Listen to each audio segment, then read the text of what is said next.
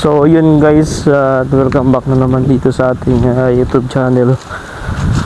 So sa video ito ay bibisitahin natin ng bahay natin na binili dito. So sa halagang 5,000. So good weather tayo dito sa Piña Blanca guys, no? So nandito tayo ngayon sa area ng ating nabiling bahay. So medyo malakas yung hangin dito. Yan, so dito tayo dadaan sa likod. Yan. So yun, walang nagbukas ng ating pintuan. Ito pa rin yung pagkalagay, same lang nung pagkalagay natin. So sa mga nagtatanong pala guys, no, marami kasing nagtatanong sa atin kung bakit daw ganito yung presyo. Masyadong mababa yung presyo ng pagkabili natin dito, no? So ang sagot natin dyan mga ka-best friend, ito unang-una, yung bahay kasi na to medyo may kalumaan na. Yan. At sige, banggitin ko na muna kung ilang square meters itong nabili natin. So ito po ay nagkakabuo ng 300 square meters simula doon. Yun, so may kahoy na yon. So napakalaki guys. Hanggang dito sa gilid ng itong fish pond. Then hanggang dito sa daanan. Hanggang doon sa gilid. Yan. Hanggang doon po dito. Yan. So medyo malaki din po yung sakop nitong ating nabiling bahay, no? So sa mga nagtatanong kung bakit nga ba napakamura, ang sagot ko guys ay kaya po mura dahil ang lupang ito guys ay wala pong title, no? Kumbaga ano siya, dinonate siya dito sa church, sa ministry, and then yung unang may rights nito, yun po yung nagbinta sa akin. So yun na, sa halagang 5,000 kasama na yung bahay, kasama na yung lote na 300,000. Pero ang problema dito yung daanan, talagang napakaputik guys. Kita yung mga unang vlog natin dito, talagang nabalaho yung ating chariot dito na area. So dito napakabutik. Ayan, pagka umulan dito, grabe, napakaputik talaga dito guys, sobra.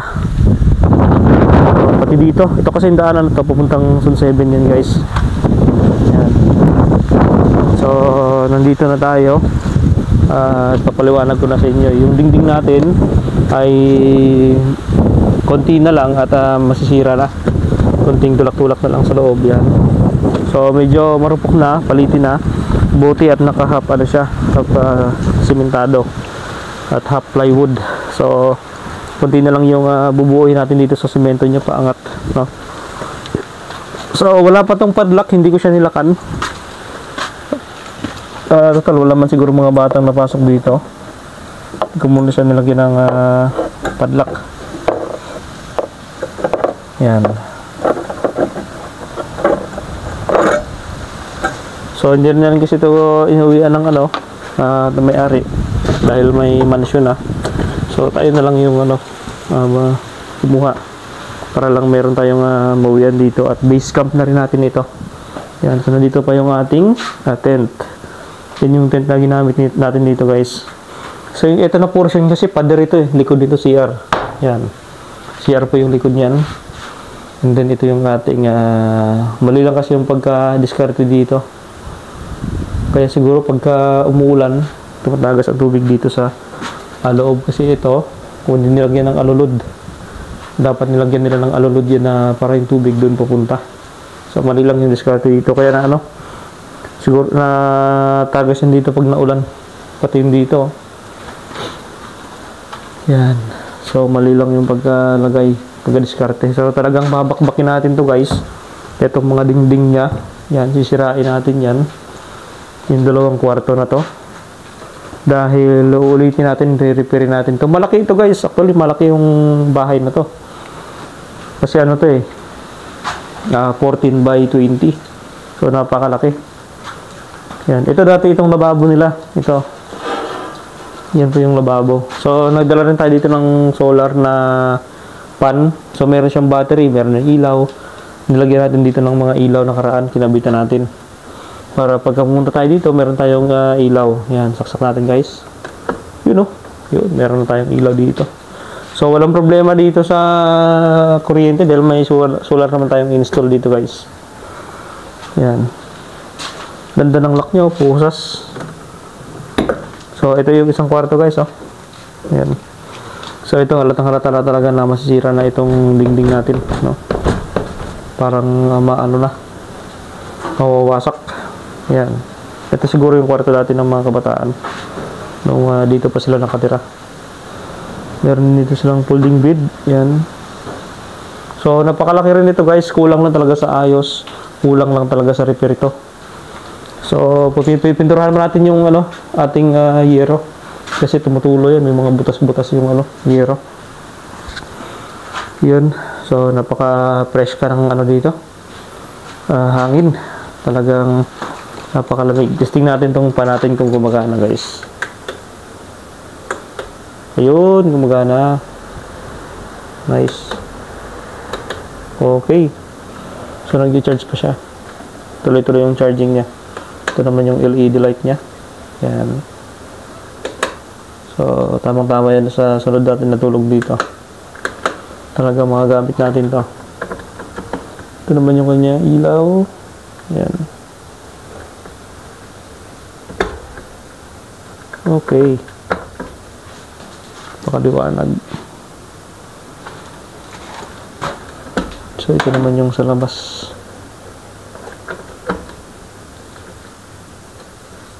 Yan. So siguro mas maganda saksak na natin guys para mamayang gabi iilaw siya. Kaso lang baka delikado. So try na natin bunutin. So yan mga ka-best friend. Sa mga nagtatanong dyan, saksak lang natin ito guys. Kaya mura dahil medyo kami kalumaan na rin at wala po itong wastong papel, no? So goods pa naman ito, basta lang ayusin lang. So ito yung ating lock, temporary lock natin. Hindi tayo nakabili ng padlock dito na para talaga dito. So lagyan natin ng nakawit. Yan. So maganda yung view dito guys. Ito naman yung CR natin. Yan. Okay pa naman itong CR nya. Hindi pa naman siya bumabara. Din ang ganda ng pagkagawa nito, matibay. Yan, naka-semento siya, palibot. Din dito kanyang pintuan, bago pa oh. Matibay pa yung kanyang pintuan. Yan. So ito naman yung area ni Kuya Angel. Yun. So punta tayo dun guys. So marami kasing nagtatanong sa atin tungkol dito. Kaya yun, sinagot na natin. At napakamura po ng pagkabili. Si Paring Eman. Oh, kapunta mo. Putakbo ka. So magandang magtambay dito. Napakasariwa ng area. Napaka-fresh. Yan. Kitang-kita natin yung Sierra Madre doon. So ito sakop pa natin to guys. Pupunta dito. Yan, simula doon sa bahay, paikot dito hanggang dito guys. Sakop pa. Yun, si Paring Eman. Matamuan. Ito naman yung kubo ni Paring Eman, oh. Ang ganda, oh. Oh, ganda, oh. Sa'yo ito, lamisa. Tibay po, oh. Diyan ka siguro tumatagay paggabi, no? Hindi yung Bawal din dito. Ano to, pang chicks? Ay. Kala ko pang chicks. Ah. Wala pa, ayusin ko pa yun. Nagdinis na nga ako dyan, dun sa harap. Panda ko na muna. Sa harap. Hindi ka nagbabasket dito. Ang ganda ng ring nyo, oh. Dapat yung basketbulan, inayos, no, dito, no? Para makapag-basket pag-apon, no? Sayang yan. Tambak lang. Sarap magkape guys. Sarap magkape guys. Ganda ng lugar guys, oh. Talagang pang malupitan tong lugar dito. Oh, lakas pa yung hampas ng hangin dito.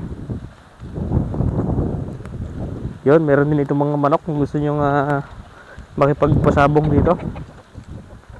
Yan, magsabong tayo dito guys. Oh. Daming manok. So baraw. Ito naman ay dirasa. Yan.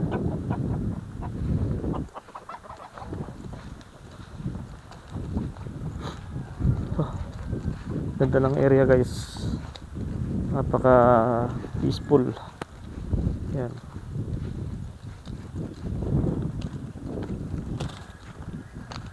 Yun, thank you for watching mga ka-best friend. Dito tayo sa tribal office.